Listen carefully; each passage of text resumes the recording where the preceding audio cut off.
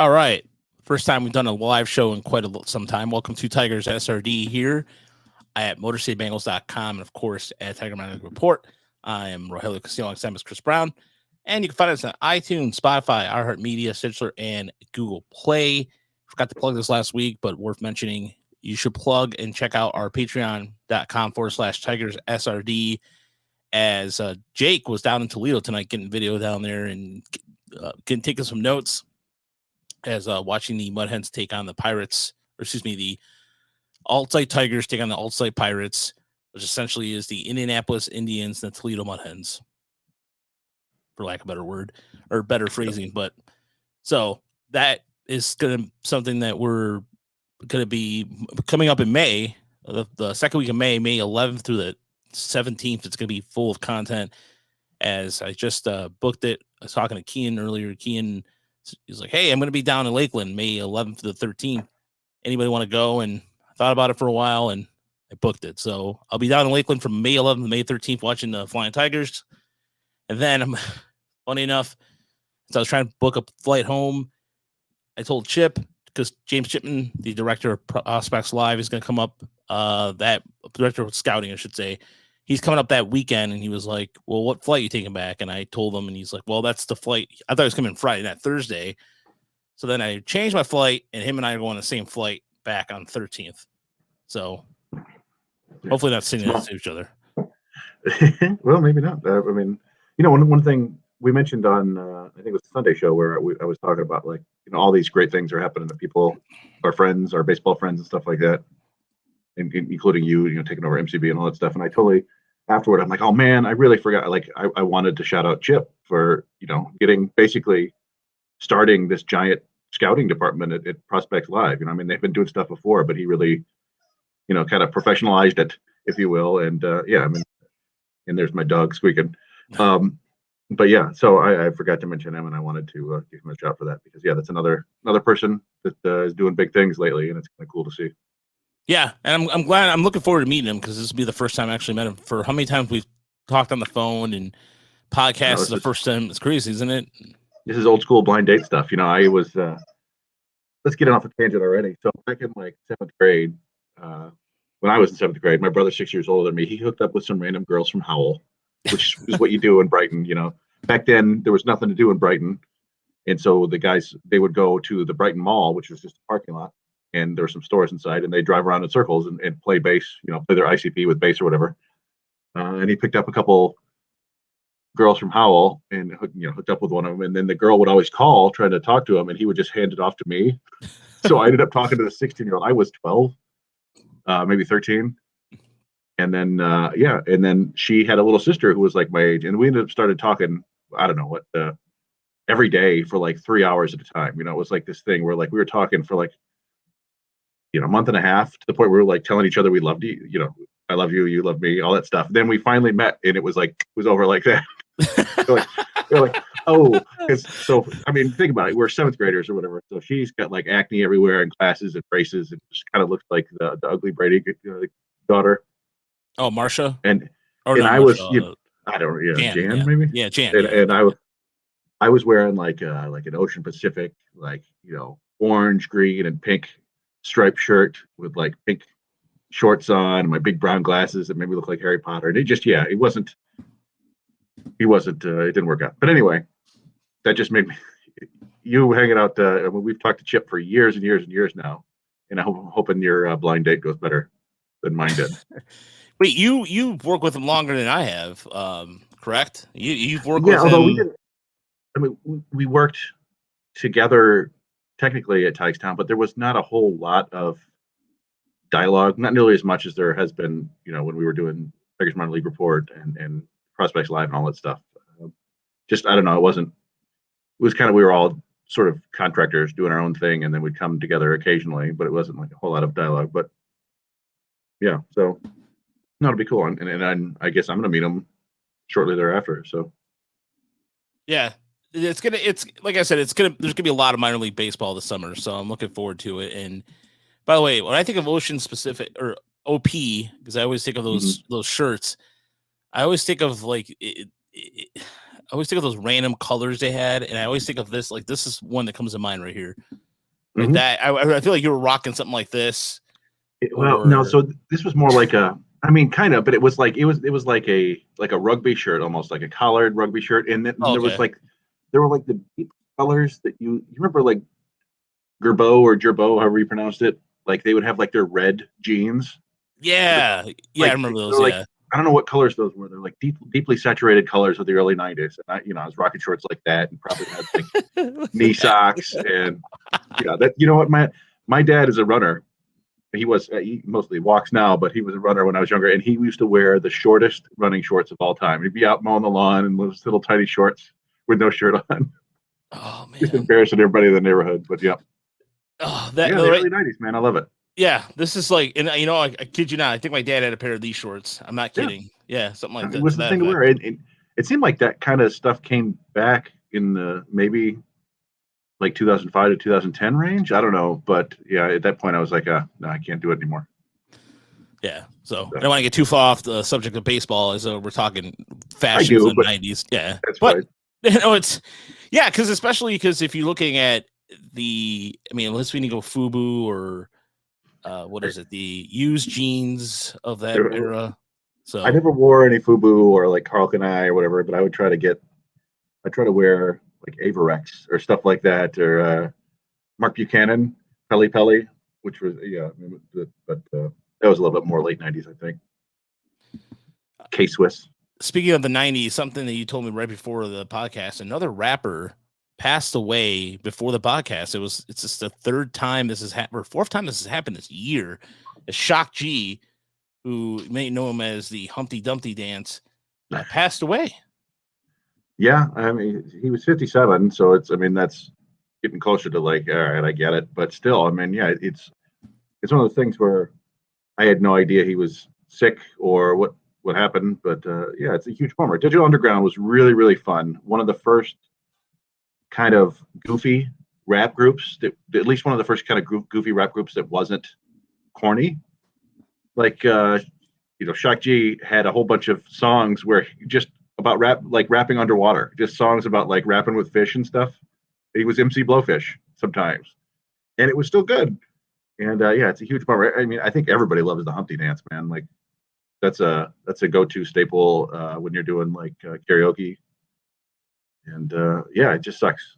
Yeah, I mean, everybody's getting older, but you got DMX, Black Rob, and Shock G in like the last 10 days. It's crazy.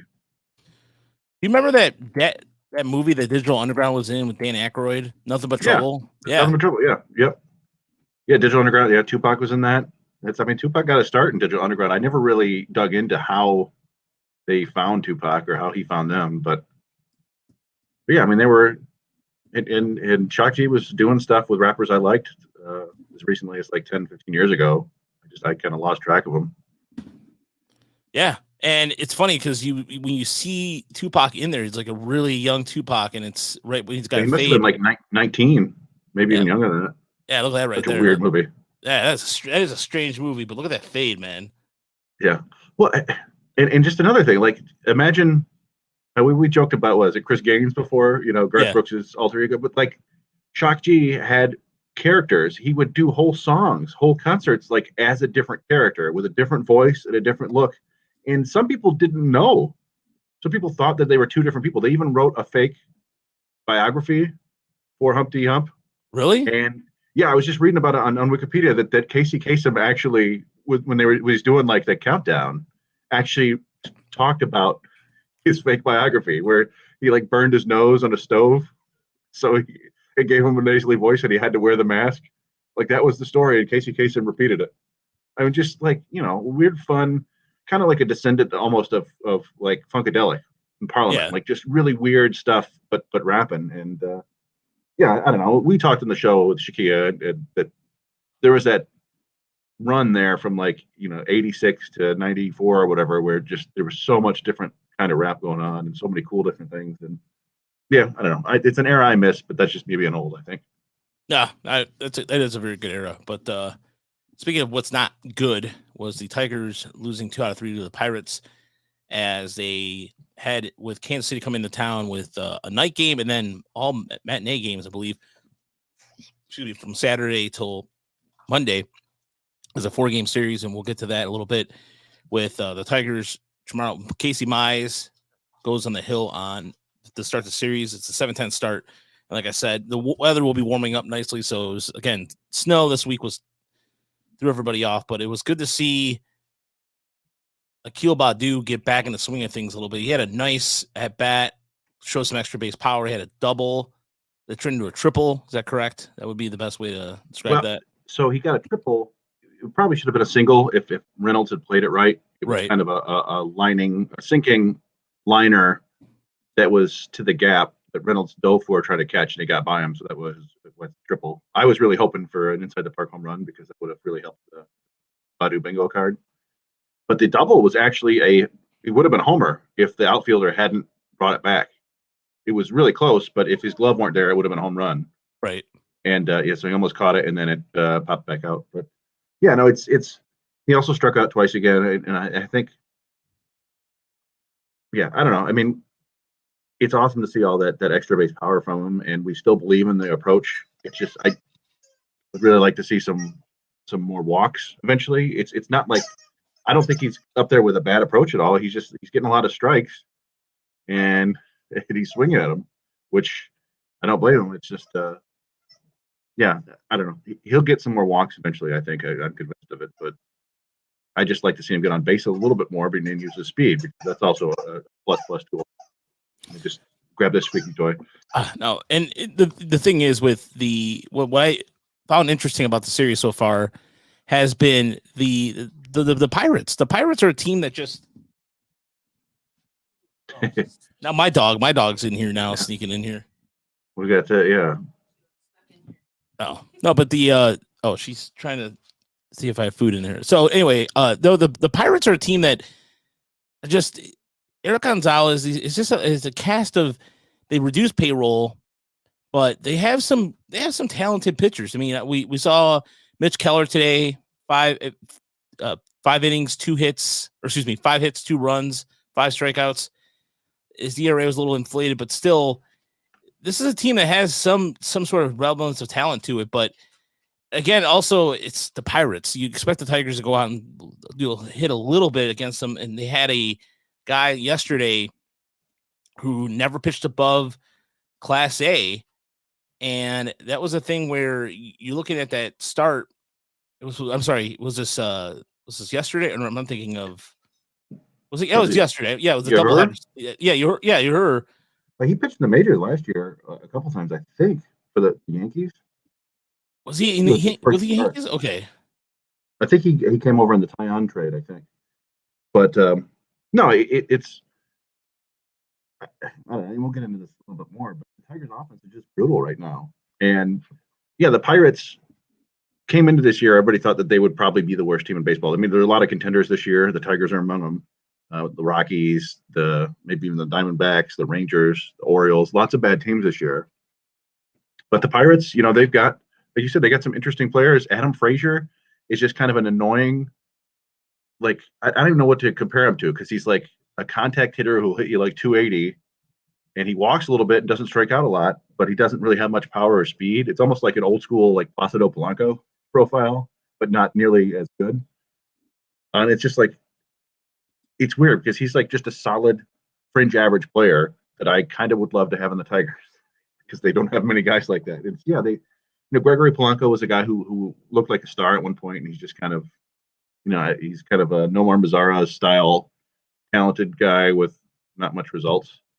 But yeah, they broke out some interesting pitchers in the series for sure. And but I think the story was, again, that the offense just can't put anything together. I mean, Jose Urena, second straight 7-inning start, right? 2 earned runs, second straight 7-inning 2 earned run start, which they didn't get any of those last year. They got 1 from Turnbull, I think. 2 in a row, doesn't win either of them. It's just, and you know what's going to happen. The offense will wake up at some point down the road, but the pitching won't be there when that happens. That's just the way it goes, I guess. Yeah, and he had the slider working on pretty well. And hi. It's okay. We got some nachos? No, fish. Fish. Nachos? I wish it was nachos. Nature's nachos? Fish? No, but it was one of those things where I think for me, the biggest takeaway from the arena start has been the way he was attacking batters. It's a different approach. Mm-hmm. He's been using attack of the zone, like up and down. He's been very, very aggressive, which is a good thing considering that early in the year he was kind of nibbling and he wasn't finding his niche. But I mean, I think we have to be encouraged even with the cold weather that he's pitching like this. Yeah. He's he's kind of like a 2-pitch turnbull to me. Like both of those guys, if they throw strikes, hitters don't do a whole ton of damage. They might hit the ball hard, but it's usually on the ground or at somebody. They don't tend to give a ton of extra base hits or home runs. It's just usually they're self-inflicted wounds. I love how throw this dog outside. This is going to be Flintstone style. Just 1 second. No, as Chris is throwing out the dog outside. No, Arena is what exactly I really admitted. I thought he was going to be in the bullpen. But he's been an innings eater, which is definitely what the Tigers needed.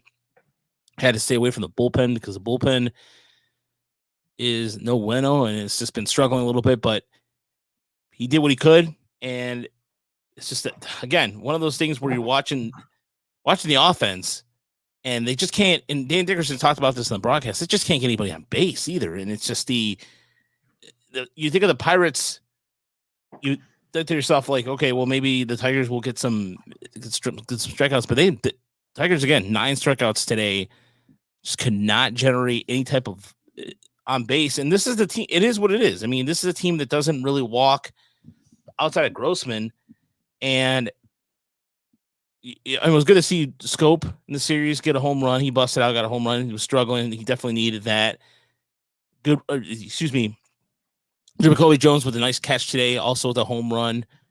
He had 2 hits. Definitely needed that. But again, you're seeing a little bit of a slow decline with Victor Reyes, who looks a little lost on the plate. But the series, the one person that had a bad series that I didn't expect was Candelario, who came in as the team's most consistent hitter. But in the last 7 games, he's 3 for his last 25, batting 120.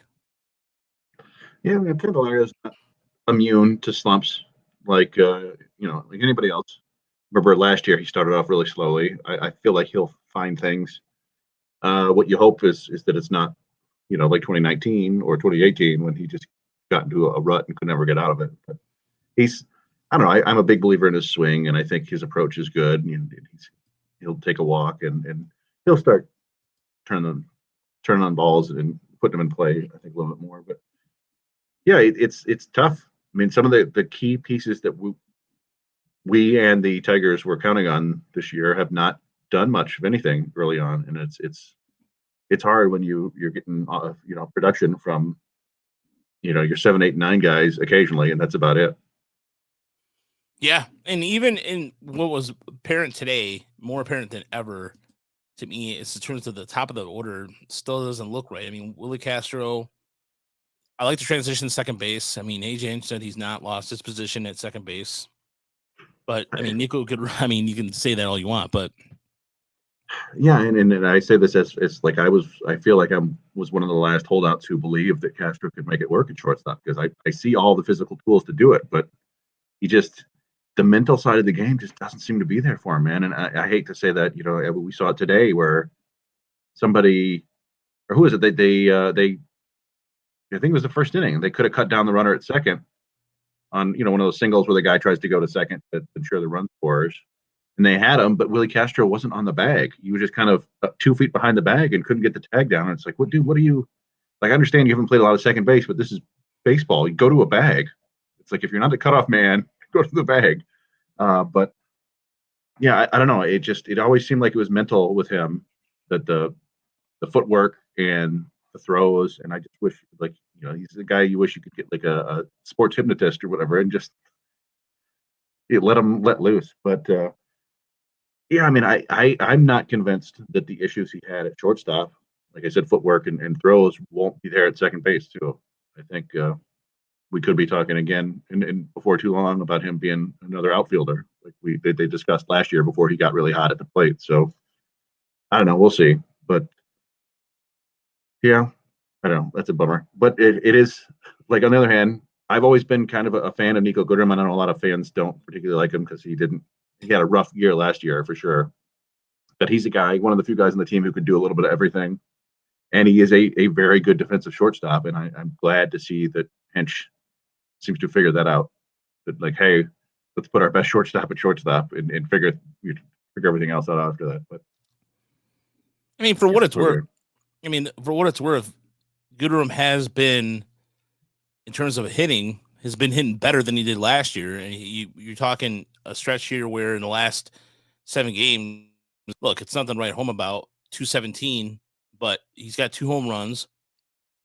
He's not walking, but that's not part of his profile anyway. Well, no, he's always been a decent walker. I would be okay with him putting more balls in play to begin the year just to get back to the feel of hitting. He was usually a guy with like a 9 to 11 walk rate, I think. I don't know.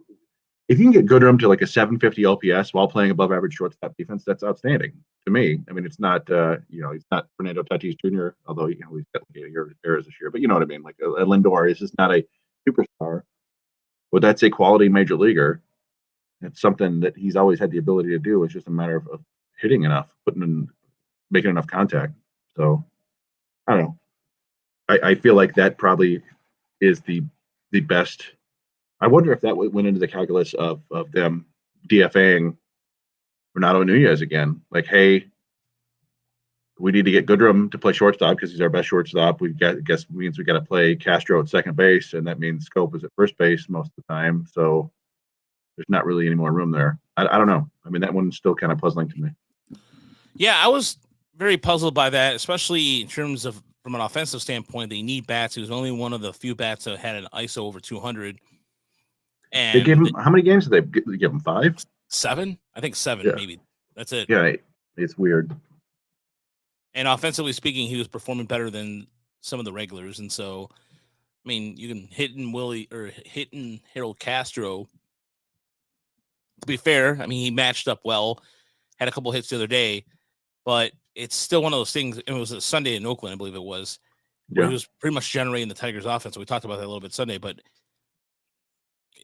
there's that much more we can nitpick outside of the fact that here they are with really good starting pitching. I mean, Michael Fulmer, even with that start, was good, and you mentioned it earlier, but again, who are you going to go to the bullpen? I mean, you were talking in the DM earlier about AJ Hinch getting cute, if you will. Well, that was I don't know. See, in today's game, they were up. It was tied 2-2, and Cisnero came in. He gave up a hit and got a strikeout. I think he got another guy out, and then Hinch brought in Soto to turn Brian Reynolds around to bat right-handed. And to me, I've maintained for a while, I think Cisnero, even though he's given up a couple home runs so far this yeyear, and you never know with the relievers, maybe it all falls apart for him this year, but I just trust him more than Gregory Soto. As much as I love Soto's stuff, he's not consistent enough for me.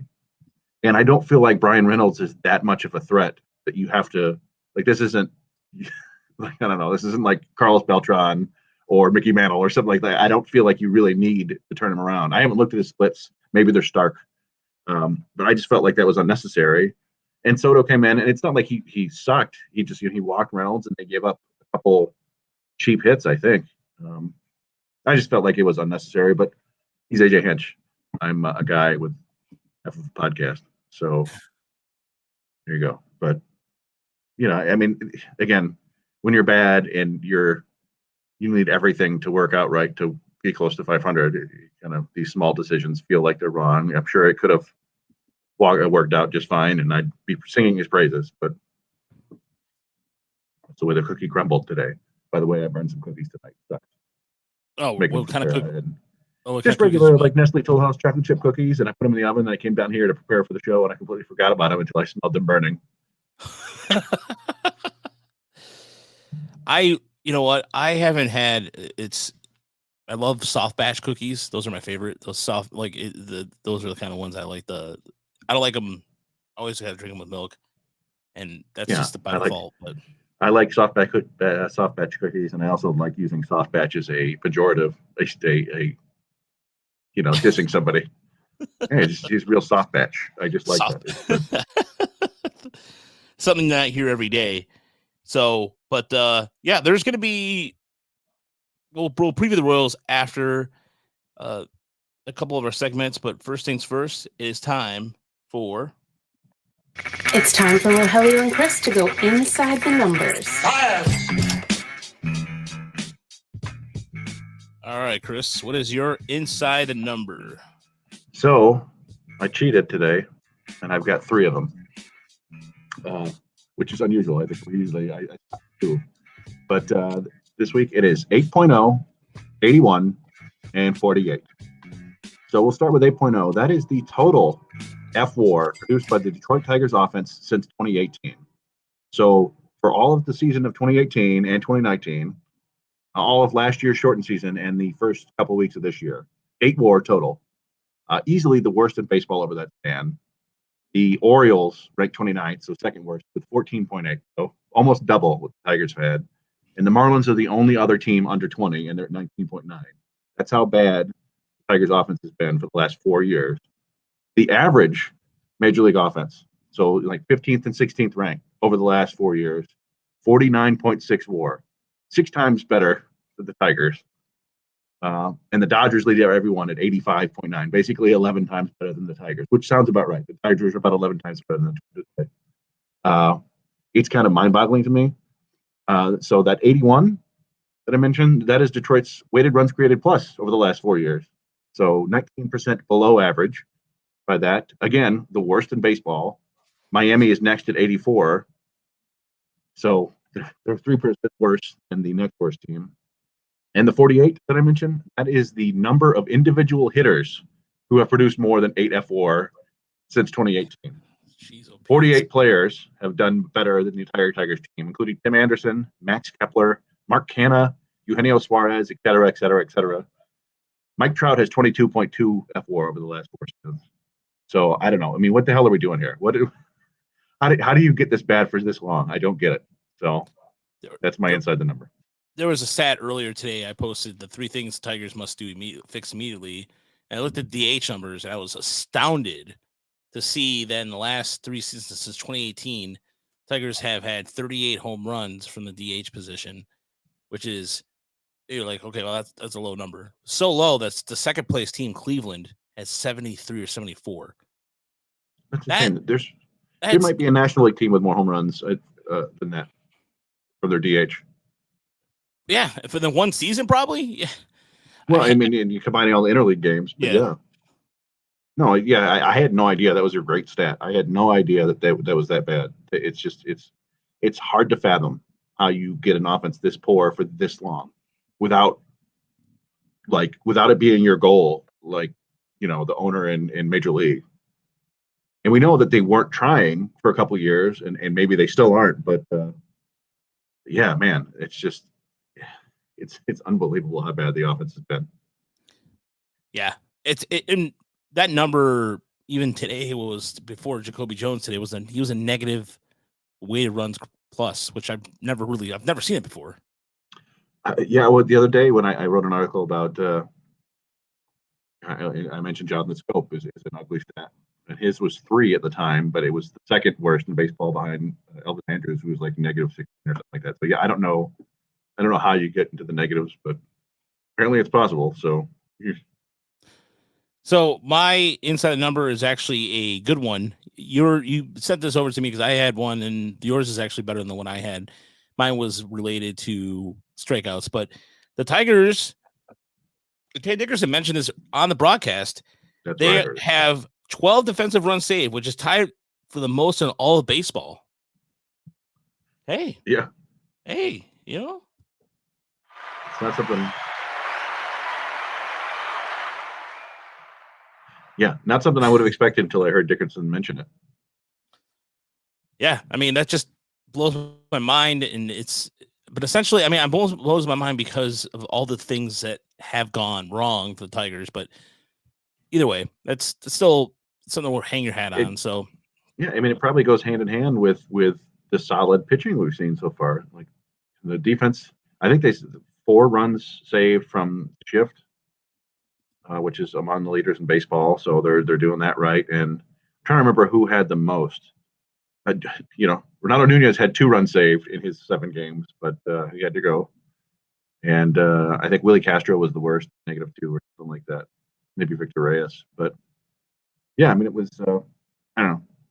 That's maybe if you want to point to one thing, like, hey, good job, George Lombard and Ramon Santiago is he the infield coach? I don't know, but they're doing something right at least.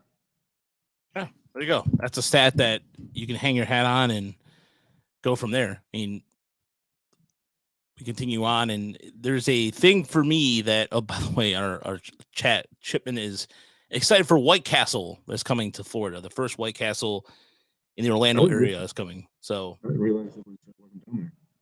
Chip lost Yeah. 50 pounds in January. That's outstanding. who has? Oh, Chip does? Yeah, that's what he said. Hasn't had fast food all year. Oh, man. Nice. Good for him. Yeah, good stuff, man. Wish I could say that. Had fast food today and yesterday. Yeah. Oh, the question. Oh, man, I'm now the asshole last for it last week. I didn't listen to Sunday's podcast. It was Bradley G. Oh, on the question. So no worries, I mean, Brad. it's fine. We know that. And I don't think a lot of people, I don't even know if they catch the second podcast or, I know as somebody who has like 85 podcasts queued up, I understand that you might get behind every now and then. I'm like, I've still got like Radio Labs from like 2018. I'm like, I got to catch up. You're talking about like, the presidential midterms and stuff or the congressional midterms, but it's not going to happen, but they're in there. So I get it. I understand. Yeah. I'm behind in a couple.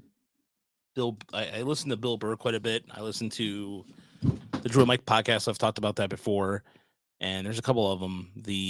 How This Gets Made is another one I listen to quite a bit. Yeah, that's with the Manzukis and shoot, what's his name? I always forget the guy with the gap teeth and the bald head.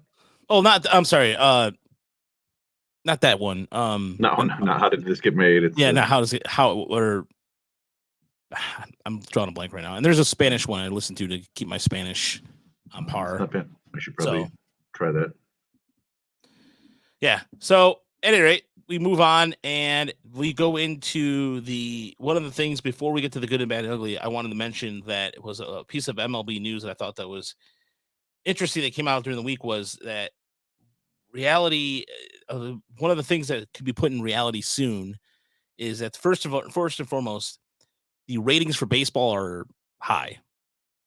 So that's a good thing. Streaming, what have you, even with all the blackouts, it could be a couple of factors that play into it. But one of the things that MLB is considering changing, and this came over from Bleacher Nation, is Major League Baseball is considering a rule change that everyone who is a cord cutter can cheer on. They are urging the regional sports networks, so your Bally Sports, to explore direct-to-consumer possibilities. So what the Chief Operations and Strategy Officer, Chris Marnick, said in a summit on a summit called, it was at Streaming TV Sports Summit. He said, quote, "We're trying to do now is work with these RSNs to figure out what type of structure will make sense for an over-the-top product that may require authentication." In other words, essentially, they'll sell a monthly subscription directly to fans. And this is something that we've talked about before with possibly Chris Illich talk about making a regional network for the Red Wings and the Tigers. So, but it's a thing where, I mean, I watch Tigers now, but I have my ways to go about it. I can say how I do it, but anyway, because AT&T right now is the only place that offers the regional sports package right now. And I gladly pay $15-20 a month for just baseball content. And if that means you stream some Mudhead games every once in a while and some Erie Seawolves games, some West Michigan games, by all means, there's a golden opportunity here. I mean, there was a Dodgers spring training game or something like that along the lines of a minor league game got over 10,000 views. I think there's so much content baseball wise, Chris, with the minor leagues in there, that this is good news. And I hope that they put something together that actually works. Yeah, no, a lot of people have cut the cord and it always sounds appealing to me, but I'm just too kind of lazy to figure everything out. I just want everything brought to me. I don't want to have to, manage, because we've got 1,600 channels or something like that, and we watch maybe 30 of them, maybe. And that's only if, like, in 20 of those are like movie channels that only occasionally have a movie that I want to watch. So I could definitely do without whatever we're paying for this cable if I could get, kind of a la carte all the stuff I want. But that just sounds like too much trouble to me. Like, it's to me, it's a little bit like I could go to a buffet, or I could go to a steak restaurant, a Mexican restaurant, like a Middle Eastern restaurant, a Dairy Queen. Like, I'll just go to the buffet. I don't care. The food's garbage, and I'm paying more. Probably not paying more, but the metaphor's strained. But you get what I'm saying. It's just easier for me to do this. But I understand, and particularly a lot of younger people, this is the way they consume media, and a lot of people aren't watching it live apparently. So, which is weird. I never thought that would happen with sports. Yeah, no, there was something along the lines of that. I think it was like 25 to 35-year-olds prefer highlight packages, like the highlight, the quick reel games, the actual games, which in the grand scheme of things, sometimes with covering the Tigers, it's actually. I love the condensed game feature on MLB, the app. Like, you can watch a full. I mean, you're not getting every little nuance. You're not catching all the fun stuff that might happen, but 8 minutes you can see basically every key moment in the game, and that's good if you had to do something else. So, I get it to a certain degree. And I talked before, with Michigan athletics, I just record the football games and I go and watch them later. I can't handle that much depression live. So, well, it's nice about the condensed games too. Is like for the West Coast games, like I watch Dodgers games occasionally, and even the other night I watched the Mets, Tejan Walker start against the Cubs, because I was just. I think it was Chip and I were talking about Walker's stuff, and I'm a big fan of the guy you wanted. Yeah, it's the guy I wanted. And I don't remember what he signed for.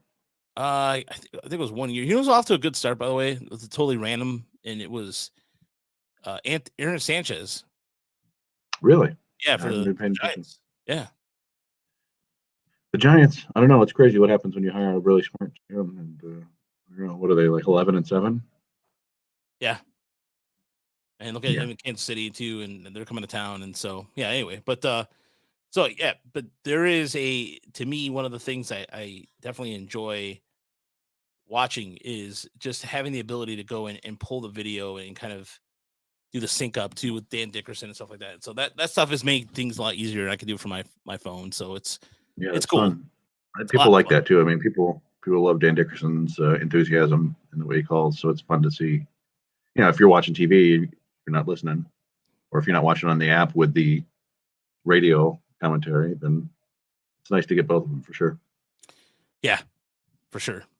So it is now time for there's plenty of good of it too. The good. Oh, that's good. The bad. Oh, that's bad. And the ugly. I put the new bed today. I haven't had a chance to play this one yet. So that's a good one. I like it. Thank you. Well, that's good. Well, that's bad. Yeah. All right, Chris, what is your good and bad ugly this week? So my good this week is Vlad Guerrero Jr. And I remember putting Vlad Jr. in a bad or possibly an ugly last year because it just wasn't looking good for him. It was, he's hitting the ball hard. He's always hit the ball hard, but it wasn't really hitting for much average or power. He's hitting a lot of ground balls. And he was kind of a big overweight mess. I think the pandemic kind of threw him off, or the delay. But it looks like this year we might finally be getting the kid who was the number one prospect in baseball. He worked really hard to get back in better shape. And so far this year, he's been awesome at the plate. Now, I don't know if they're playing right now, but coming into tonight, he was hitting 383, 513, 650 with 4 homers. And after walking 20 times in 60 games last year, he's already got 14 walks in 18 games this year. He's still not putting the ball over the fence as much as you'd like, but 4 home runs is fine. Right. But it seems like that's going to come because he's and they did an article on this at MLB.com. He's hitting the ball harder than ever on average. It's like a 94 mile an hour average exit velocity. And he's more than doubled his average launch angle from 4 degrees to 11 degrees. So, I mean, you would think a lot of those are going to start clearing the fence. And, his 422 batting average on balls in play is not going to last. But so neither will his 380 batting average. But I think we all expect that, Nobody expects you to hit 380. But I expect his walks to remain high, and I think his power will go up. And he could be the guy who puts up a 1,000 OPS this year, and it wouldn't surprise me. So that's good. That's good for baseball and good for the Blue Jays for sure. My bad, and I don't know if we've ever done this, but my bad is me, Chris. No, last week. That's the first. Last week, if you listen, I picked the Oakland Athletics pitching staff as my ugly because at the time they had the worst ERA, the lowest WAR, both as starters and relievers. And so what did they do over the last week? They were the best pitching staff in baseball over the last week. They went 7-0 with a 2.40 ERA, 69 strikeouts to just 9 walks in 6 innings. They threw 4 shutouts in 7 games. Yep. And they still led baseball in ERA over that time, despite that crazy 13-12 game where they won with on 2 consecutive 2-out errors by the Twins, which I was trying to look for like the last time that happened, where a team made 2 consecutive errors to lose a game, but I couldn't find it. So yeah, anyway, that's me. I'm bad, no good. And my ugly is Yankee fans in general, which whatever. And specifically with regard to the way they're upset about Gleyber Torres, which I don't know if you've paid much attention to this. And I think we may have touched on the sore loser fans on Sunday's show who threw all the baseballs and junk on the field against the Rays the other game. Yeah, and they were ragging on Lindsey Adler. Yeah, that's not unique to Yankees fans by any chance or by any means. I remember Toronto fans throwing a bunch of beer cans and stuff on the field before, and I'm sure that you could find every single team. Fans of every single team have thrown a bunch of, gotten rowdy and dumb and throw stuff on the field. But the Gleyber Torres stuff is just confusing to me, man.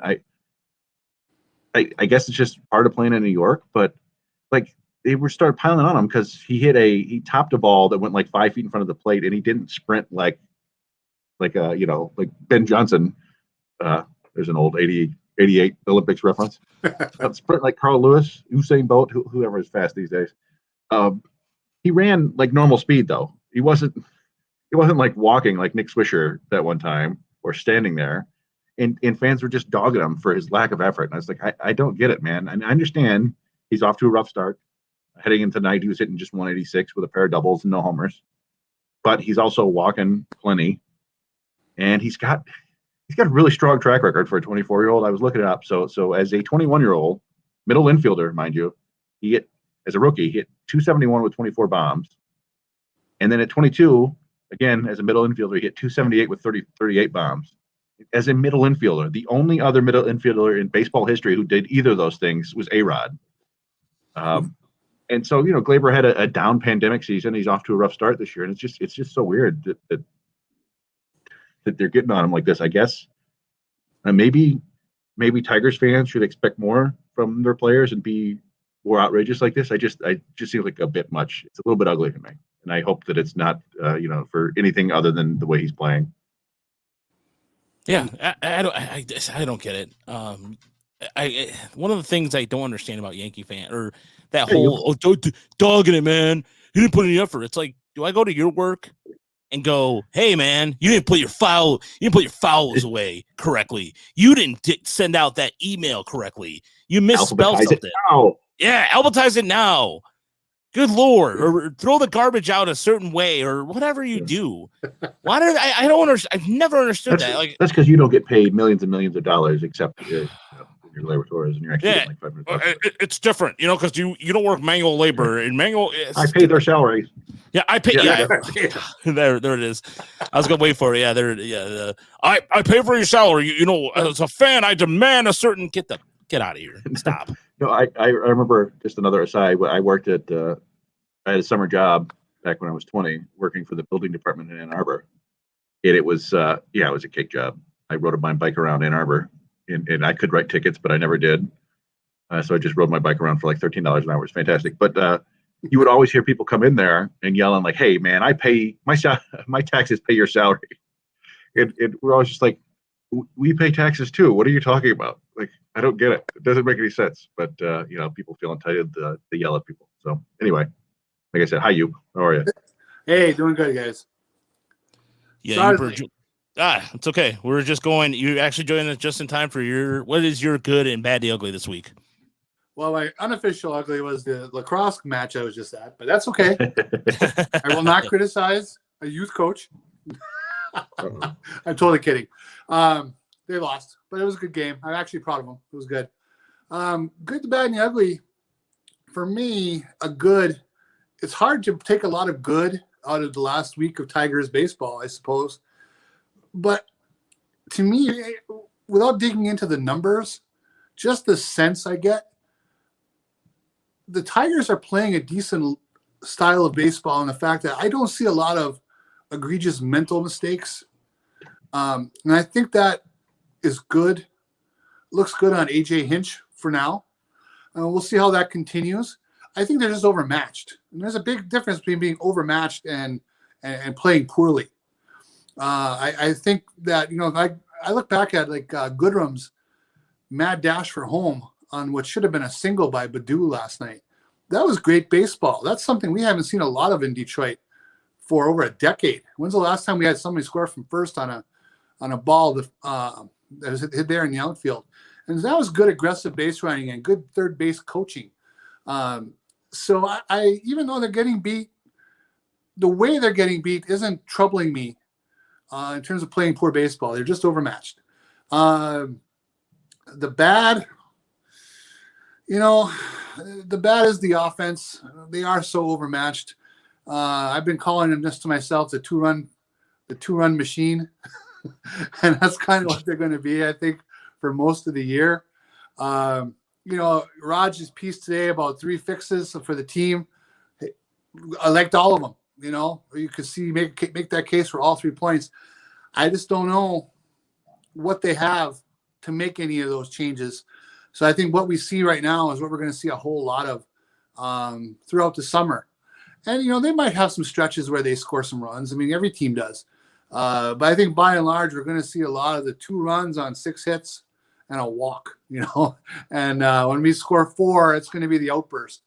So, and that's okay. You got to hope at some point, the year is going to boil down to, sadly, watching Torkelson develop, watching Riley Green develop, hopefully watching Isak Paredes develop, and then maybe a couple of these guys that are on the major league roster.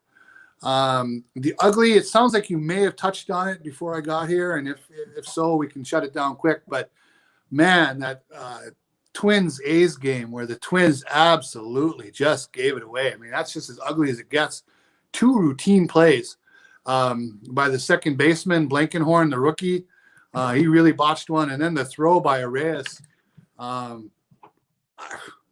don't think I've ever seen anybody airmail something like that, wide and left and high. It was hilarious. That was about as rough a ball, rough an April loss as you're going to get just from that much defensive ugliness. But that's baseball, and that's what the A's are getting right now. The A's are running into breaks left and right, and they're not going to get a much bigger one than that. Yeah, and it's one of those things too, where for the Twins, you look at the record and they're better than the record. It's just a bad month before they turn around. I feel like the A's are just the Twins will eventually just rattle off 10 or 11 in a row, especially in the division right now. The division's just strange right now. They're going to be playing the Tigers soon, right? Yeah, I'll be playing them. If they're playing them in Minnesota, it's over. I mean, don't even get started on that. But so my good this week has been the Dodgers are off. Dodgers are unbelievable. They're 14-4. They've had injuries, and by the way, it was funny. It was you look at their starting staff right now. I mean, they've had DL. I mean, they had Gavin Lux on the DL, Corey Bellinger on the DL, and they keep rolling on. And their offense keeps rolling along, and their pitching's been very steady. And the one pitcher I wanted to focus on was Julio Eures, who has been very good. 25 innings, 26 strikeouts, just 4 walks. He has, in terms of even if you look at some StatCast numbers for you, his barrel percentage is down a little bit so far. He's been doing it, and just by going out there and now that they've given him kind of a steady role, because correct me if I'm wrong, Chris, he was more like a swing man last year, wasn't he? Yeah. Yeah. I mean, yeah. He came up super, super young, and then he had some injuries, and they kind of, brought him back as definitely like more of a swingman. But yeah, they're finally working him into being one of the members of the rotation. I'm amazed that he had shoulder issues that sounded fairly serious. Yeah. and he's come back because you hear about an elbow, okay, it's almost like an oil change these days, but you start talking about the shoulder, and now you get really concerned. And he's come back from that, and he's pretty impressive. Yeah, was it a labrum tear? I thought it was something like that. Or like it was something major or something weird. But it was something you make an ugly noise when you hear, like, oh, yeah. You're right. I mean, it's kind of a cool comeback story for sure. Yeah, he went on the 60-day DL in February of 2018, and they had to restructure. It was definitely shoulder surgery related. I'm trying to find the specifics on it, but yeah, it's been a long road back for him. But to see those kind of production for him, especially on a staff that's already got Walker Buehler, you have Dustin May, you have Trevor Bauer, you have Clayton Kershaw, and then it's unbelievable. They've got Tony Gonsolin that they didn't really need to use, and David Price is like a middle reliever now, and it's Also, the depth on the Dodgers is insane. It's a matter of like how many more than 100 games are they going to win? Yeah, they had Corey Knebel back there too. Yeah. Don't forget also Blake Triden, who they got from who's kind of off to a rough start. Kenley Jansen is back throwing 95-mile-an-hour cutters. Yeah, but he's got 6 walks in 8 innings. That's kind of concerning. Sometimes it cuts. Sometimes it cuts right out of the zone. Maybe that's where Shane Green is. We just haven't heard. They got so many. Yeah, you just stashed there somewhere. No, it's the embarrassment of riches. But again, that's why they're heavily favored right now. But it was I only went with that because Corbin Burns has been. I mean, if we're talking like a universal between the three of us, to have 24 innings, 40 strikeouts, and no walks, amazing. Is the Brewers? I never thought I would say this sentence. I mean, the Brewers have the best 1-2 combo in all of baseball right now. They, I don't remember who it was, but somebody did a study and found that the Brewers were the best team at either adding velocity or developing pitching. It was something like over the last several years, and it's like, all right, I guess here you go. Look at that, man. I mean, I remember Corbin Burns being this kind of prospect. Yeah, I mean, he was this spin monster. It was like, this guy's definitely going to be good because he's got like this hellacious spin rate on all his pitches, and he was just awful. He got destroyed a couple of years ago, and he completely changed his pitch mix, and now he's kind of become the guy that people dreamed on. I mean, I don't know if anybody ever thought he'd be this good, but it's crazy. Yeah, it's amazing to see this in the majors. 40 Ks and no walks. They said in his entire minor league career, he had back-to-back outings with 0 walks one time. That's great. In the minors, and to take this kind of step forward in your, whatever, third year in the majors, pretty insane. Well, I'm trying to remember. Speaking of Kenley Jansen, I thought there was a year, maybe 6-7 years ago, where he had struck out like 48 people without walking somebody, or got up to 50. But that's a reliever, It's not. It's a little bit different, but still, yeah. I mean, it's kind of wild. Yeah, and considering too, you also have Brandon Woodruff, who's been the headliner, and then for Burns to come out like that, but even just 8 hits and 1 run, and the only run he's allowed is a home run. It's a Buxton, right? Yeah. Yeah, Buxton. That was it. To break up the no-hitter. Yeah. And that's it. And in ERA of 3.7, I mean, it's just in the K per 9, 14.8. Yeah, I mean, jeez, it's early, but he's the April Cy Young winner for sure. Yeah. Well, he's almost become your must-see guy. You hear he's starting, you're probably going to tune in for a couple innings for sure that night. Yeah, absolutely. So my bad is also Blue Jay based, as you were talking about the Blue Jays earlier, but your Blue Jay mention was good. Mine was bad, and that's the start of one Cameron Biggio, who I think people kind of expected to start off a little better. He's off. He's had some injuries, but he's at 146, 281, and 313.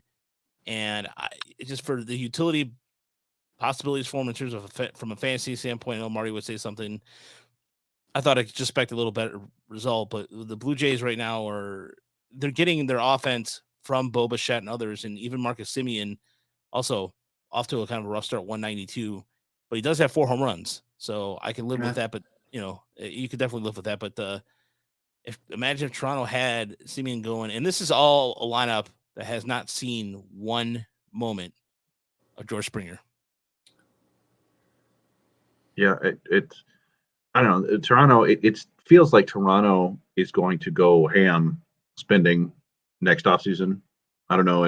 on who and on what, but it's like you could see, Conforto there and like Chris Bryant there all of a sudden, and pitching. And I feel like they've got some decent minor league depth. They may have to trade for some pitching, but it's a team that seems poised to go for it. And I mentioned, Bichette and Guerrero are two of the, that's one of the best 1-2 punches of young players anywhere. Yeah, and they're in the rotation for all it's worth is for what they've been making of just kind of a makeshift rotation with Robbie Ray. And I mean makeshift in the sense that they went and traded. Yeah, Stripling, who they traded for Steven Matz. They have been able to put that rotation. It's not too bad. It's been handling its own. But at some point, too, when are you going to turn eternal for the Jays? And they got some prospects on the horizon. They have Nate Peterson is injured, right? Yeah, he's seemingly always injured, but yeah, I mean, he's got an incredible arm, and if he could ever stay healthy, that's a potential frontline guy. And then your guy that you love, Simeon Woods Richardson, is probably not that far away. And then I think even, like I was saying yesterday, I think that we could even see Alek Manoah later this year, maybe as a bullpen piece, but eventually as a starter. He looked really good against the Tigers in spring training. Oh yeah. So yeah, they've got some arms coming. It's just a matter of how, when they want to go all in. Well, if it is next year, Max Scherzer is free agent, right? Yeah. Boy, how would he look there with that lineup? If he keeps it, he's looking good now. No reason why I don't see Max aging out of it next year either. That would be the move for me. Yeah, I keep in my mind projecting him to go to the Cardinals for some reason. But yeah, Toronto would be great. He's a Missouri guy, so that's possible. Yeah. Yeah, it's just considering the Nationals are going to be paying him for a while. And my ugly this week was something I saw on Twitter earlier that cracked me up, and it was something that involved the Tigers, and that was the Baseball Reference has a simulations. They reached up, and so for every time they ran the playoff odds simulation, and the Dodgers made the playoffs in every single one over 1,000 daily playoff odds report. The Tigers missed the playoffs in all 1,000. Yeah. Well, if they don't expand the playoffs, then that makes about sense to me. There is one scenario where the only scenario I see where the Dodgers don't make the playoffs is it's kind of morbid, and it's like a team plane crash. But yeah, beyond that, I think if we stay on the baseball field, yeah, that makes sense. Yeah. That is, it's just absolute 100%. Dead. This is the garbage you give me. I haven't dropped a Chris Russo drop in a while. Yeah. So, but yeah, so that's ugly. It's just, I'm sorry. Who is the American League team? I mean, we're looking way up to October. Who is the American League team that's going to beat the Dodgers in a 7-game series? I mean, I realize luck can happen. Anybody could, but I mean, if you really were going to put your money on it, I'm not sure. It's tough to say. Like, I can't see. Nobody stacks up to the Dodgers depth-wise. I mean, the Padres are like the closest, and they've been getting smoked by the Dodgers. It's tough to say. Anybody can catch fire. Anybody can make big trades, and who knows? I don't think Boston is for real, but what if they are somehow, and then they get Chris Sale back, and you're like, they go trade for Max Scherzer, and who knows? Or maybe the Dodgers trade for, or the Yankees trade for Max Scherzer. I don't know. But yeah, I can't see any team really stopping them. But the playoffs are kind of a crapshoot. It's possible, but I just so talented and deep. You know what? I'll say this. I think that if the White Sox got their act together, honestly, if the White Sox, with the way Carlos Rondon's been pitching, that's go back in some sort of form. You got Lucas Julio, who got messed up against the Red Sox. He got lit up a little bit, but it's really the wild card of like Dylan Cease, Michael Kopechek, Lance Lynn. Yeah, Lance Lynn, who's on the DL right now. I'm not sure why he was on the DL. He had, he was a strange, was it like a trap muscle injury? Like, oh yeah, I saw that. It was a trap. Like they put it on Twitter. It was funny. So he was off to a really good start too. I mean, 19 innings, 2 runs, 2 earned runs, 27 strikeouts, and worth every single penny so far. And I know Dane Dunning's off to a good start for the Rangers, but still, I think that's a team that if they get their act together, they have the offensive power to keep up with the Dodgers, but that's about it. I think the Yankees right now are the Yankees are going to pull out of it, but it's just a matter of, I mean, the Yankees do have one of the best bullpens. They're ranked one of the best bullpens in the American League. And I think we've talked about this before numerous times. Good pitching can always stop good hitting. So, but if the Dodgers, the reason why I think the Dodgers may not be able to repeat is because of the injury factor. I mean, I think that they have enough depth, and don't get me wrong, they can overcome anything, and that's why their system is so deeply stocked. But at the same time, baseball's such a weird thing. Remember the Seattle team that won 113. Was it 2000? 116 games. I think. Yeah. And that was the first year after Griffey was gone. They brought in Mike Cameron, and he ended up better than Griffey over the next several years. I just heard that on a podcast the other day. I could see the White Sox doing it too. And the Dodgers, especially in a year with COVID, hopefully that's not a consideration in October still, but you could see it wipe out a couple weeks for any team, unfortunately. So who knows what could happen. But even like you said, even with like a huge run of injuries or bad luck or disease, the Dodgers are just so deep. Like we said, man, they could just pull guys. We always talk about that 2016 draft, that they could just bring guys up, and they're good. You got Zach McKinstry out there. We talked about Gonsolin. It's they're kind of a juggernaut now, and that's I would give it like 50-50 odds that they win it all, and the 50% is just because baseball's weird. But I wouldn't give any other team more than like 15% chance. Probably right. Yeah, but so I mean, in a way, for anybody that's, I don't know, the trade deadline, all that stuff to consider too. But at any rate, we'll see. I mean, I think teams are still going to be conservative when it comes to the trade deadline. That's my personal opinion, because of I know that there was some news this week that the Players Association and the owners are getting together to have a discussion, which is progress, considering what they were at a few months ago with basically they couldn't even decide what they were going to do about the DH last minute. By the way, there was a trade this evening. Breaking news. The Blue Jays acquired Jeremy Beasley from the Diamondbacks in exchange for cash. So Beasley was. I'll take the cash. Never heard of him. Yeah, yeah, I don't think I never heard of him. He's got a really weird mustache. That's all you need to know about. Did he used to play for the U.S. men's national soccer team? You're talking about Mike? Oh, I thought you were talking about Michael Beasley. That's really the only Beasley I can think of off the top of my head right now. DeMarcus Beasley, I think, was the kid I'm thinking of. But yeah, Michael Beasley, the old former Kansas State and an NBA player. Yeah, former Timberwolf, and then later on he was he was in the Heat, I think, for a while, and played in China and scored like 50 points a game there, or something ridiculous like that. Yeah, Beasley Reese. Oh, Beasley Reese. My apologies to this Beasley character if he's actually good, and I've never heard of him. But interesting. I like trades, but it's a small one. Yeah. But we did. So it looks like. What's up? Oh, go ahead. Oh, we got questions. I was gonna say we have questions. I was gonna say before we get to the the Mike Minor will be throwing for the Royals on Friday against Casey Mize. That's it. That's all I wanted to say. Yeah, and then I forgot about that. Brady Singer.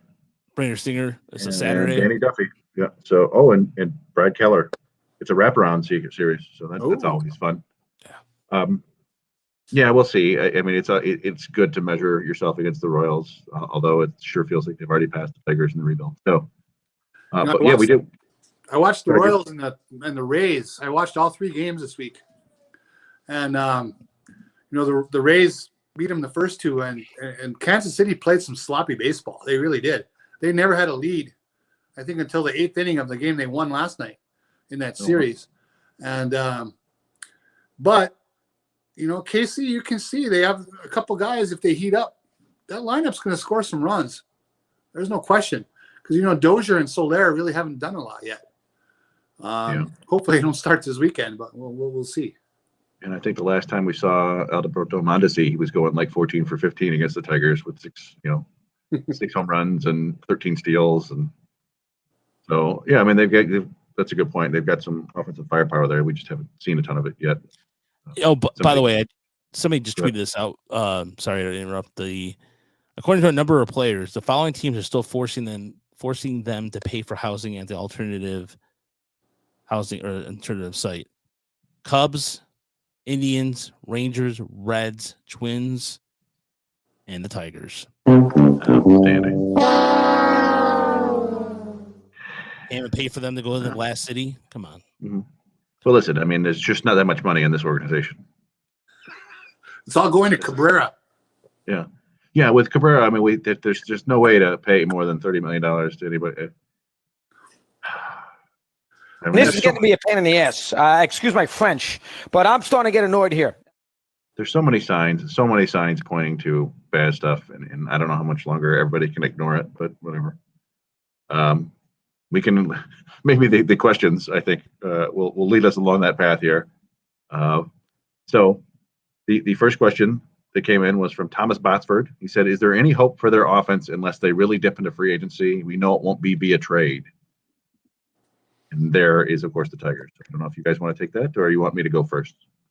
Well, I wrote quite a bit this winter. To me, it was just it was ugly in the fact that they had a down market and they didn't even compete for George Springer or Real Muto or really anybody. And I don't know if those guys would have signed in Detroit. I mean, that's obviously might have had to go an extra year. You might have had to pay a lot of extra money. We don't know. But the fact that they weren't even competitive is not a good thing. And the idea that it was too early, to me, is a joke.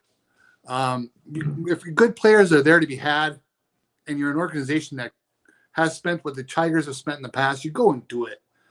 And they just completely blew off an offseason and put this back another year. I would have rather had a base of talent ready to start adding Torkelson and Riley Green. Instead, it seems like they want to get Torkelson and Riley Green up and running full scale and then bring in talent. That's backwards to me. I would have gone the other way. So I kind of agree. I think it's going to have to be through free agency. I don't believe it's going to happen until we see it happen. I mean, they're definitely in show me territory. You got to show us. And so far, Chris Ilitch has not done that. When I was doing that piece today about the three things they had to fix, it dawned on me that going into Toledo, Chris and I went to Toledo last week. We talked about this. Jake was down there today. I'm going to be going down in Lakeland in second week of May. I understand this is a process. I understand this is all this, but at some point, when are you going to? I mean, look at the Kansas City Royals. You mentioned it earlier, Chris. The Royals are about to surpass them, and they're doing it pretty much with just they got a couple free agents, and they were able to put some stopgap measures in place. They got Mike Minor. They signed Carlos Santana. They got some people. They got something, and they're competitive. And they already have a pretty young nucleus in place with Merrifield, among others. And they just re-signed with Salvador Perez. He's going to end his career with the franchise. And here's the thing that's right there. My problem with this whole thing. You got Alex Gordon retired with you. You had Salvador Perez. So don't give me an excuse. Well, it's a market. It's BS. So hey Chipman, but yeah, if you want to read that. Love the show from Jay Chipman, longtime friend. Love the show. Long-time listener. First time question asker. I heard Parker Martles is absolutely rigging down on Lakeland into more fields. So much power. Your thoughts, James? Well, Chris. Mm-hmm. I've seen some video evidence to the contrary, but who knows? I mean, the rumors, you can never tell. It's all speculation. Yeah, I don't know. I mean, Parker Meadows is a guy that you wish could learn how to hit, and I don't know if it's gonna happen. I don't know if he finds the barrel once every month. But what were we saying? With the Royals and the Tigers and the difference there, I don't know. I could see, like you were saying, Raj, that they just signed Salvador Perez. I think they also extended Hunter Dozier. Yeah. When's the last time the Tigers extended? They haven't extended anybody since Verlander. Correct. They've had solid players that they could have offered an extension to, and that just it feels in a way it feels like they're just trying to cycle through these players without ever establishing any sort of base for this rebuild. So they could have signed Matthew Boyd or Michael Fulmer, and you don't have to sign him to like $100 million deal, but you can sign him to like a 5-year, $40 million deal or something. Like these aren't not like superstars, and then you just have something for the future. You know that, but as of right now, everybody in the future is the prospects. There is nobody signed long term other than Cabrera, and it's a weird way to go about it. As for this year, I think that there's a way for them to get back to fringe average offensively, and we all predict that Akil Baddoo, who's been their top offensive player, is probably going to regress, but I think Jonathan Scope will get back to being more of a quality above average hitter. I mean, he's not going to walk, hit for some power and hit for some decent average. I think we believe that Jeimer Candelario will be a little bit more productive, and we hope that Willie Castro will. We don't know for sure there with him, but I think that there are a handful of players that once they get going, the lineup will feel a little bit deeper, and they may be able to get back to producing more than 2 runs per game. But yeah, I don't know if it's in the long term. I think you guys answered it well. It's hard to see it without huge spending in free agency. And if they do that, like it's hard for me to see where are the regulars. Where are the regulars for the future? I don't know. We don't really see them. So, yeah, I mean, they're not here. Yeah, I mean, no offense to what we saw down in Toledo, but there's just not enough to convince me that you have the answers with eternally. I mean, the free agent, there's not much free. I mean, don't sign Edward Encarnacion because I don't think he's going to be the answer. His numbers indicate otherwise. But make an effort. Do something. Just do something. Be creative. And look, I understand not signing Yeltsin Puig because I heard some things that he's pretty much a creep, which is fine. And he signed with the Mexican League team. But outside of that, don't sign Yohannes Cespedes because Cespedes has seen better days. I understand that. But I look at again, I can't help but think about the Giants. Look at the Giants. Giants signed 6 pitchers. I mean, maybe I'm exaggeration, but they signed 4 or 5 pitchers. They're able to rebuild the rotation on the fly and keep themselves competitive. And they went on. They signed Tommy La Stella too. I don't think that was a huge deal. Like, they quality player. They're trying to get better as a team, which is something that is foreign territory around here. It seems like this team is just trying to pretend to be a baseball team, for lack of a better word. I don't know. Like the Robbie Grossman signing was sort of interesting. If they had done like a dozen of those, maybe. And Urania's been fine so far, but Tehran looked good for one start. But yeah, it's none of them are moves that make you feel great about the future. So I don't know, Thomas. We don't really have a great answer for you. I hate it. Last winter we heard about the great shortstop class next year, and I don't remember which one I wrote it in, but I was thinking, how many of those guys are really going to make it to free agency? Because I think initially there was like 6 or 7 names, right, that was being listed off. Well, how many are gone now? We're down to 4. Yep, Lindor is signed long term. Yeah. Talk about Corey Seager signing one too. There's been Seager's. Yes, the talk is that Seager's going to sign. I bet he does. Why wouldn't the Dodgers do it? And the Astros made they kind of made almost. It sounds silly to say 8 years, 160 is a low ball offer, but they made that offer to Correa, and so there's at least some talk going on. They may make another offer. I could see that signing happening. So now you're down to 2, Story and Baez, right? And what are the odds the Tigers are going to win the bidding for either of those players? Do they even want Baez? Because his bat's a little sketchy to me. 1 walk and like 40 strikeouts so far this year. Exactly. So now you got Trevor Story, and you're saying, well, okay, we're going to get him. Well, maybe. But I think plenty of other teams will want him too. Yeah, it's another like dangling the carrot in front of the tortoise or whatever. I don't know what the metaphor is there, but no, I agree with you. And I'm working on a piece where they try to trade for Trey Turner, but that's another one where like why wouldn't the Nationals just sign him to an extension? So I don't know. He may have Boris as an agent and he just doesn't do that. But no, it's I think it I just think it's been a lot of pie in the sky, and I don't think it's going to really come true. it's still aggravating. It aggravated me all winter, and I've let it go for a while, but now we brought it up, so I'm going to one more time.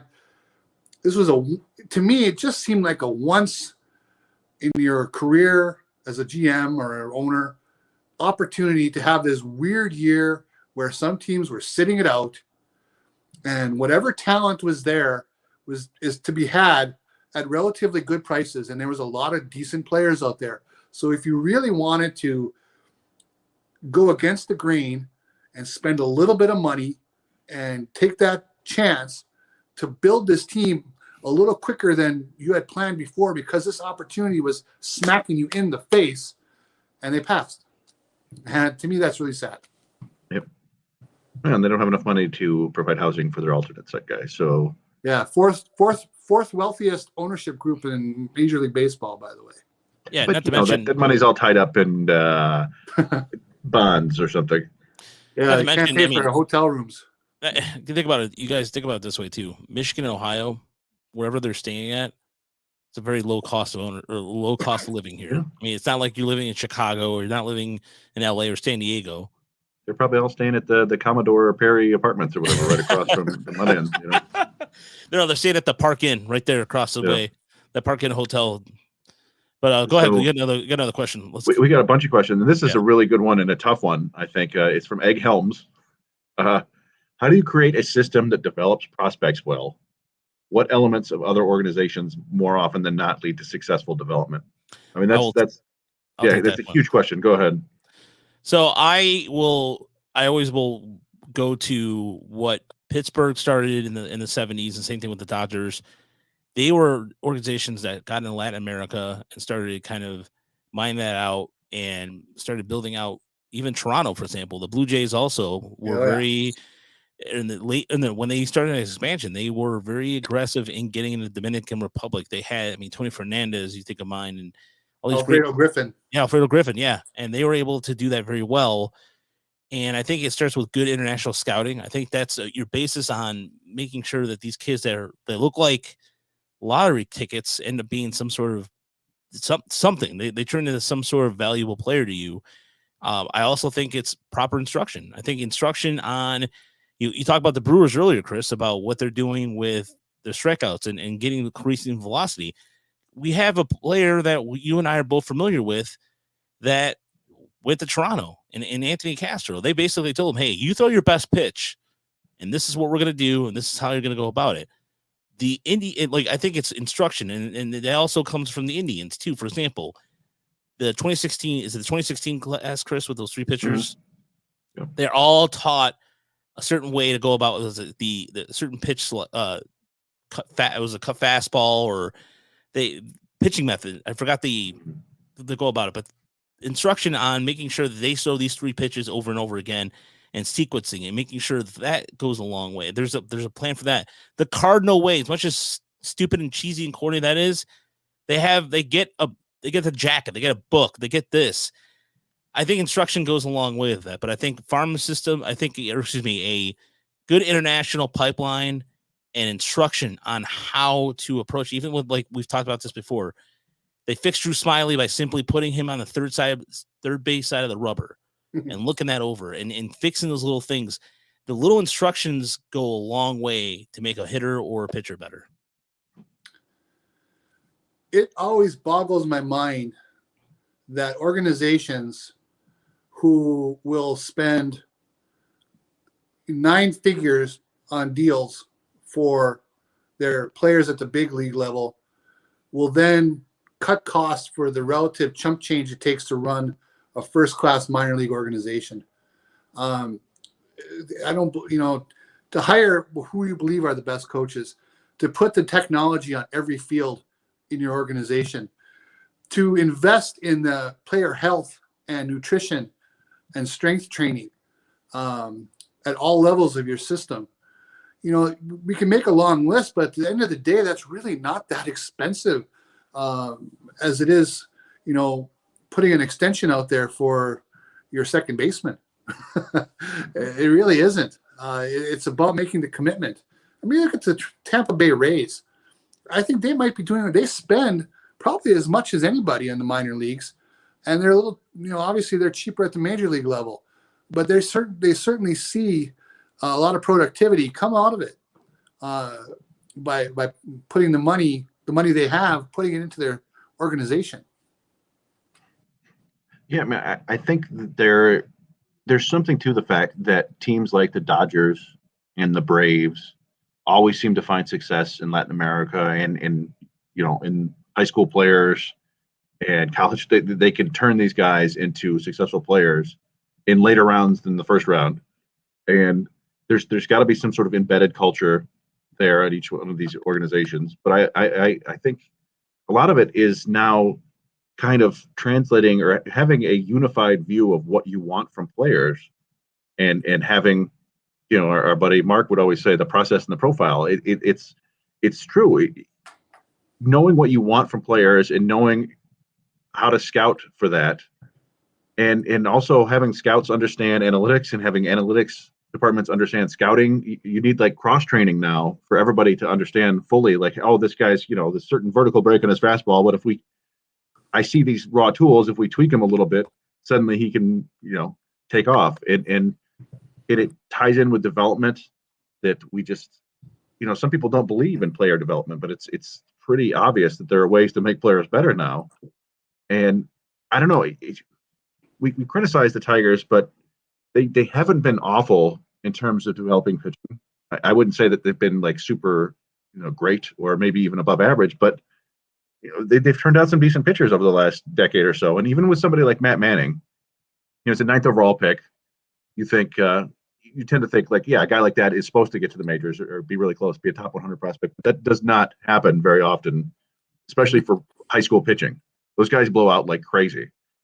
And Manning was a guy who was kind of funky when he started. His velocity would be up and down, and he wasn't consistent. And they've developed him well. He's not a finished product yet, and who knows if he will be. But they've done pretty well on that front. It's just the hitting. They cannot develop hitting to save their life. And the few hitters that they have brought up were guys who are like, yeah, you can see, like Nick Castellanos was like, okay, this guy's going to hit. And they were never able to help him develop, more of an eye at the plate. He probably never would have. That's kind of ingrained in guys. And we'll see with Riley Green. I think he's another guy who's just like, yes, this is obviously a hitter. But, I mean, when's the last time they had a hitter come up from a later round who was any good at all, like a surprising hitter?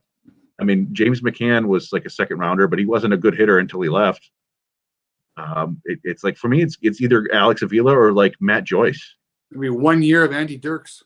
Yeah, it's they just don't, either they don't know what to look for or they can't help guys get better. And and that's not really the question here. The question is how do you do that? And if I knew that, I might have a job in baseball. But it just, to me, it just feels like the Tigers don't often have a plan for players, or they draft guys who don't have fallback tools, or like, hey, he's got power, maybe he could hit, maybe we'll teach him to hit. And it's I don't know. It doesn't seem like they really have great plans for offensive players. And I don't know. Like I said, I haven't studied every other organization to know what they do, or for that matter, what the Tigers do. But it hasn't been working. The only person I could think of that was drafted in later rounds that worked out, but he worked out elsewhere, was Gabe Kapler.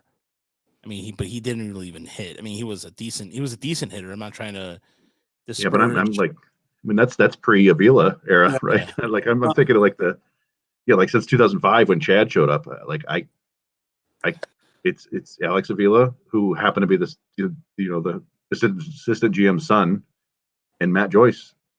Like Scott Sizemore was kind of a later round pick, but he didn't really work out. Will Rhymes worked out as an executive. Yeah, I mean that's the international signing, right? Yeah, and that's another thing. Like the international signings have seemed to work out elsewhere. So Bobby Higginson is a 12th round. Yeah, Bobby Higginson, 12th round, and that was a Ramon Pena signing when he was the scout here. So again, he produced a WAR of 23.1, which is a surprise. Yeah. It's one of the best WARs out of any late draft pick they had. So I mean, and then Frank Candelario, same thing. Like the reason why I'm going back a ways is because I can't honestly. You guys know, John and Yooper, you can attest to this too, and Chris to a certain extent. I have to go back we have to go back in a time machine and think about this. I mean, if you think about this objectively in the last 10 years, it is less than 5 on your hand. So Chris, go ahead and continue with the next question. Oh, sorry, we just got another one came in, but so we got a question from Brett Yoder. He said, how would Willie Castro be viewed on a playoff contending team? Is he even on the roster? Ooh, that's a good question. You want to go ahead and go in first on that one? Who, me or you? Oh, Yooper, go ahead. Oh, probably not. He's probably still in the minor leagues. Maybe he's a bench player, but since he's a rookie, they're probably some teams say, hey, we got to let him play. So he's in the right place. If I were Willie Castro, I'd want to be in Detroit. He has an opportunity here to work on his offensive game at the big league level as a switch hitter, prove he can stick, work on his defensive game. Made a nice play at second base the other night. That throw from the outfield, that was pretty cool. Obviously, he has a lot of rough edges. But yeah, if obviously he wouldn't sniff the lineup in LA or Boston or a lot of places like that. So he's in the right place to earn a gig, no question. Yeah, in my mind, he would, a playoff contender, he would be behind a better player, almost certainly, either at shortstop or second base. But I do think he would be kind of knocking on the door and would be one of the first injury replacements. And he strikes me as the sort of player who would be involved in a package to trade for somebody. Not necessarily the main chip, but you package Willie Castro with an interesting pitcher and a guy in the low minors, and you go out and get yourself a solid veteran. Yeah. And that seems like the sort of player he would be. Like it's maybe a second division regular, I guess is what you'd call him. That's always the old backhanded compliment, isn't it? Yeah. I like that one. I would have to agree with that because there's just, to me, you could put him right now, and essentially we were talking about the outfield earlier. I think that just sums it up best. I can't really add anything to it outside of the fact that even hitting right now, he's been struggling. So I think he'd be a good bench player, a good guy off the bench, and be a good role, like a utility guy, platoon situation. But that's about it. I haven't looked at his expected batting average or anything like that. But as I've watched, I must be watching. Whenever he gets a hit, it seems like I'm watching. It's amazing. I don't think he looks overmatched. He's got a low batting average right now, but I think we can work with that and see what happens. And the Tigers should be in no rush to take him out of the lineup. I mean, if he hits 212 for the rest of the summer, okay, we live with it. But I don't think he looks overmatched. I think he's going to have a little run here where he's going to be finding grass with a few more of those balls. No, and I agree. I think early on, at least, I'm checking Baseball Savant right now. I think he's shown better plate discipline. He's not, walking a lot, but he's not. He was kind of known for swinging at just about everything, and who knows? Maybe that will be. Maybe he needs to be that kind of player to be effective. But I think in general, if he's being more selective, that's eventually going to pay off for him. And he's got a fair amount of singles so far. There hasn't been much extra base power, which is kind of one of the appeals of him. But I don't know. I'm not too worried about Willie Castro. He's far down on my list of issues with this team right now. Yeah, there's a lot more issues than that. There's definitely a laundry list of issues. Go ahead, Chris. What's the next question? All right. This one's from Keenan, Detroit Tigers minor league tracker. He said, who are the most likely Tigers to be shopped at the trade deadline? In parentheses, who could actually net a legitimate return? So, trade ideas. Anybody? Ooh. All guys who haven't generated a lot of trade interest in the past, sadly. That they've never been able to get a deal done for. Matt Boyd has looked pretty good for 4 starts. Talk to me again after 12 starts. Is he looking good? Will somebody need a left-hander? Possible. What's the return going to be for a 30-year-old Matt Boyd? Hard to say. But the Tigers shouldn't be too picky. I'll tell you that. I think if they can get somebody they think could be a legitimate outfield bat, I would do that for Matt Boyd. I know they were talking about Turnbull last night. I think Henning started a conversation, and a couple of our guys jumped in on it. At Turnbull's age, he's pushing 30 actually as well. He's not that far away from it. If there was legitimate interest in him, maybe you move him. I would say those are the two that jump at me, the pitchers. I was thinking about like extending maybe Candelario, but if Candelario can get you a couple guys that are some outfielders that can hit, that can add to Akil Baddoo, then I go for it. But the problem is with the trading pitchers is that I keep saying this. I don't trust this administration. I mean, again, Avila has won a couple trades. Don't get me wrong, but at the same time, they just give me a guy that can play today, not Travis Demerit. I mean, I like Travis Demerit, but no offense, but somebody that's not a 4A player, somebody that can play and impactful today. And I don't know if that's going to happen. And if it was David Dabrowski, he could pull out of his ass and he could do it very well, like the best of them. But honestly, I would go Candelario, Boyd, Turnbull, Cisnero. I think Cisnero because of his age. Turnbull, I don't really want to trade, but at the same time, it just is inedible. A lot of this stuff is in same thing with Michael Fulmer. He's due for a raise. If Fulmer goes out and deals, trade him. Because I just this is going to happen. They're not going to give this team, some of these guys, raises. Sorry, they're not. Unless they prove me wrong. I love to be proven wrong. Prove me wrong, kids. Yeah, prove me wrong. Come on. Yeah, I mean, I think that one of Fulmer, Boyd, or Urania will get traded. I don't think that the return is going to be spectacular on any of them. No. But yeah, I always go to the relievers, man. If you can trade Cisnero and even Gregory Soto, I know it's great. We have this young fireballing reliever, but relievers just they've got the lifespan of like a tadpole. I don't know what's it, something with a mayfly. I guess it's something that they pop up, they look good, and then they're done for a year later. And I mean, they do kind of have to establish a track record for you to get anything out of them. But if they look solid, you can get decent prospects out of them. We saw the Shane Green return; that was actually pretty good. Yeah. And the Justin Wilson deal that ended up being good for him. Like relievers will get you stuff now because it's teams who trade for relievers are motivated buyers. They feel like they're close and they're willing to part with whatever generally to take that next step. So if Cisnero goes out and doesn't give up any home runs, fingers crossed, he's already given up 2, and Soto goes out there and looks like a lockdown reliever, I'd put him on the block. I don't know if either of those guys are part of a next contender. So, but yeah, Candelario would be another guy like you mentioned, Raj, that could potentially get you some decent pieces back. But I don't know. I'm not.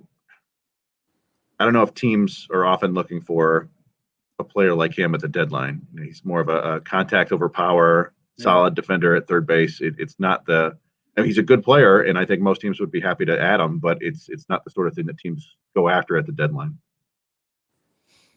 Yeah, I mean, and again, this could be a situation too where teams might be a little bit more conservative at the trade deadline. We'll see what happens. So the questions keep coming. We got 3 more. Yeah, or 2 more.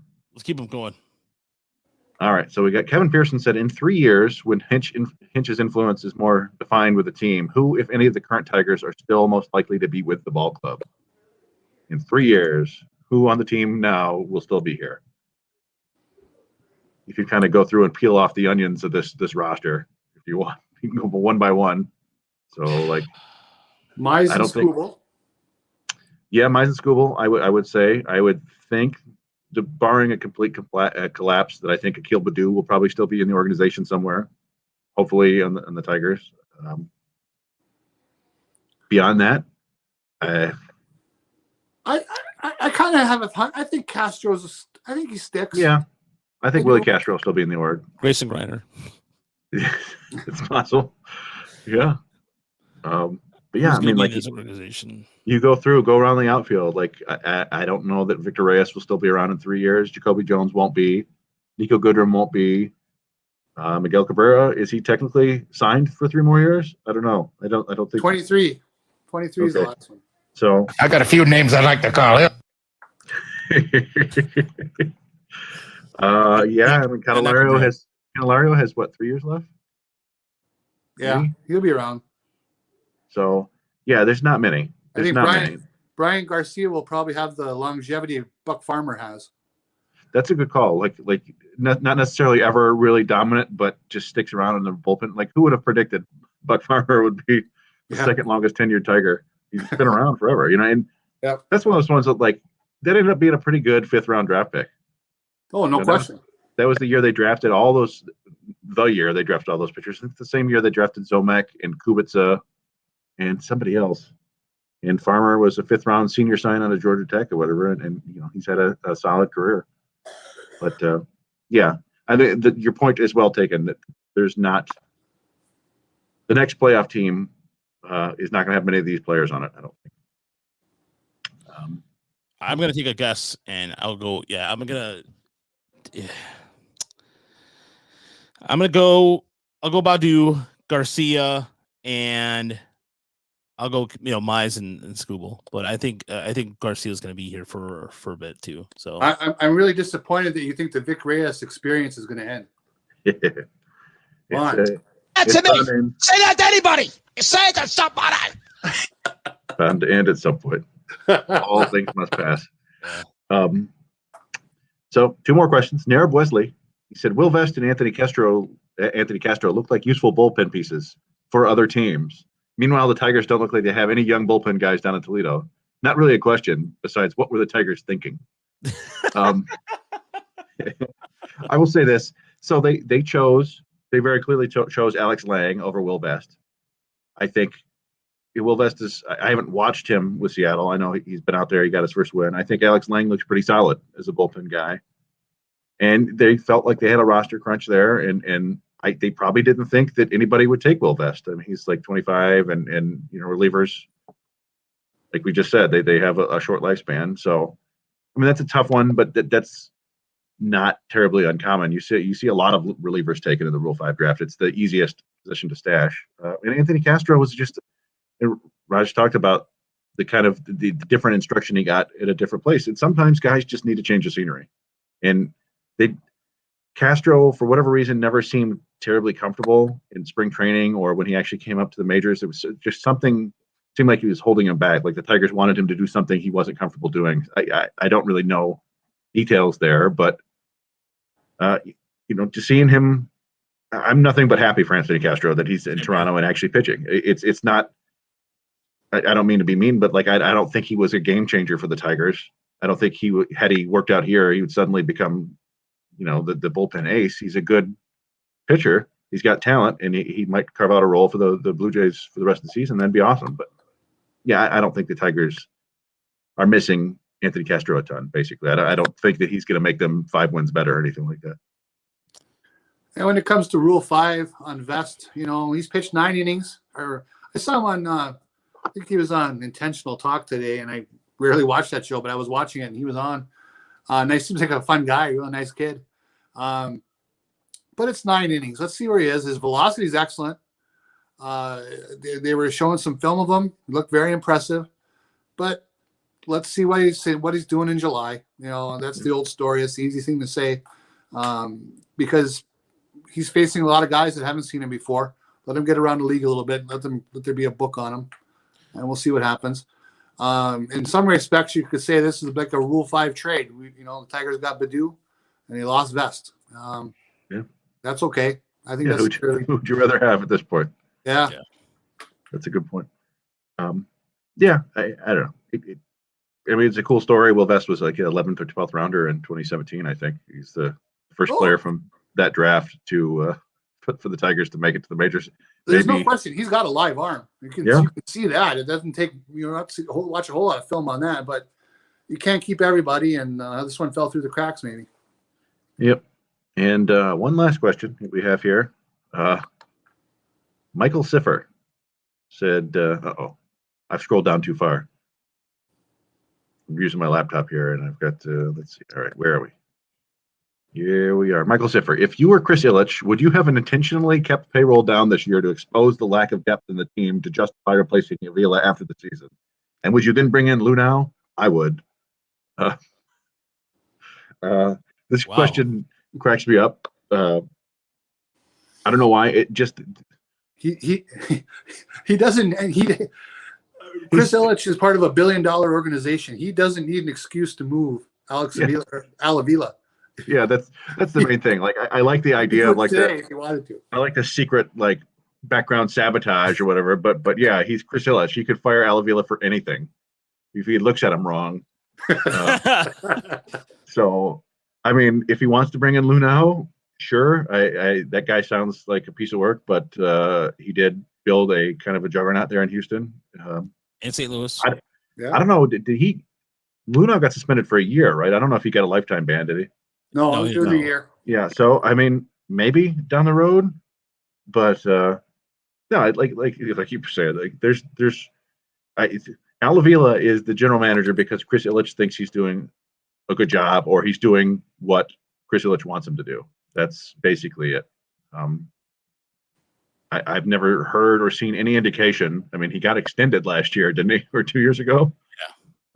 Yeah. I've not seen any indication that Chris Ilitch is unhappy with what's going on here, which is unfortunate for everyone involved. Yeah. I mean, he doesn't say much and he just keeps to himself, which is his prerogative, and that's fine. I know that it's just right now, it's just a bad look right now.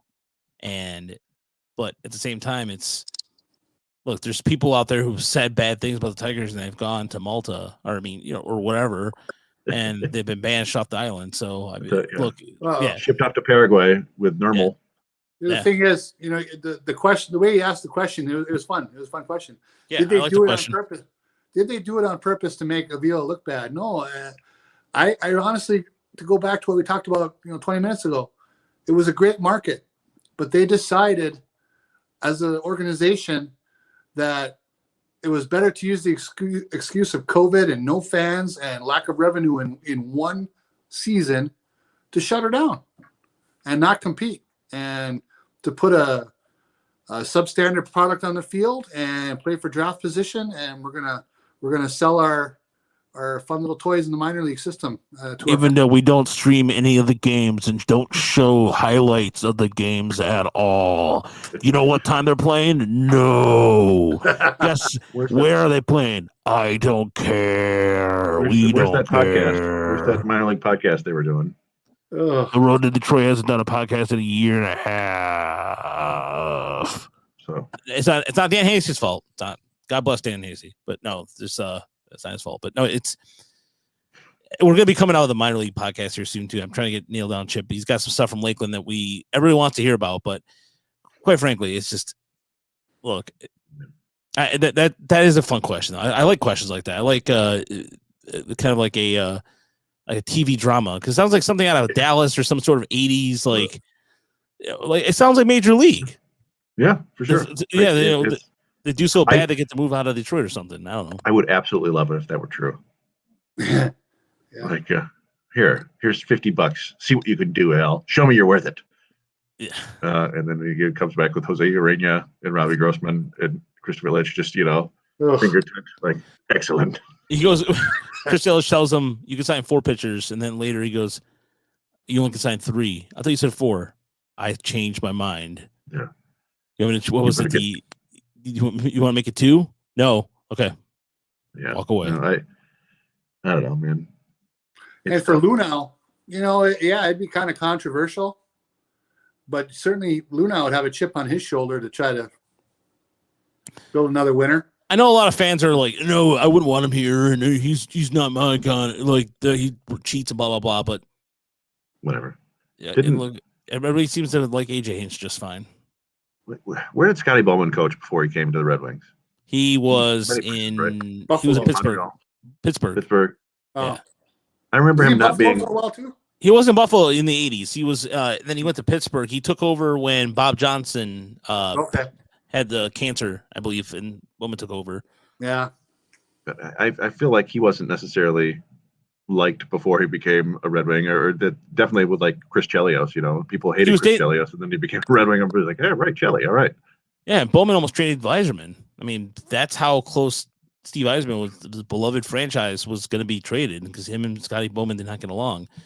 So, I mean, again, people also Sergei Fedorov's jersey, he pissed off Mike Village, and his jersey will never hang up in the rafters. So, at any rate, so at this point, no more of that conversation. Thank you for listening to Tigers. Thanks for all the questions. There was a lot of questions. That was Thank you. I love the questions today. More questions, the better. Absolutely. So thank you for listening to Tigers SRD at MotorCityBengals.com. Check out all our great content. Jake busted out 2 articles yesterday. You should worth checking out over at Motor City Bengals. Also, Michael will be dropping an article tomorrow. I'm going to the Tigers game probably on Saturday, maybe tomorrow. I'm not sure yet. We'll see.